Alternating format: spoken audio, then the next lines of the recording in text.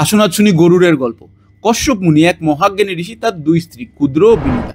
ক্ষুদ্র চাইলেন তার 100 সন্তান হোক, কিন্তু বিনিতা চাইলেন মাত্র দুটো। কিন্তু যেন তারা হয় অসাধারণ। ক্ষুদ্র জন্ম দিলেন 100 সাপের। শেষনাগ, বাসুকি, মনসা তাদেরই মধ্যে ছিলেন। বিনিতা পেলেন দুটি ডিম, কিন্তু ধৈর্য হারিয়ে প্রথম ডিমটি আগেভাগেই ফাটিয়ে দিলেন। সেখান থেকে বের হলো অর্ধাঙ্গ অরুণ, অর্ধেক গঠিত শরীর, কিন্তু চেহারায় দীপ্তি ও চোখে সূর্যের ঝলক।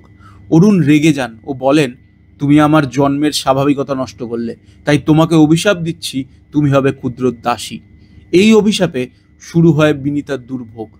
অরুণ পরে হন সূর্যদেবের রথসারথী, সবচেয়ে দীপ্তিমান বেগবান রথচালক। অন্যদিকে দ্বিতীয় ডিম থেকে জন্ম নেয় গরুর, অসাধারণ এক সত্তা, সোনালী পালক, বিশাল ডানা, আগুনের মতো দেহ। ছোট থেকেই দেখে যাচ্ছেন তার মা দাসী ক্ষুদ্রর কাছে। সে প্রতিজ্ঞা করে, আমি মাকে মুক্ত করবই, যত বড়ই বাধা আসুক না কেন। ক্ষুদ্র ও সাপেরা শর্ত দেন, অমৃত নিয়ে এসো।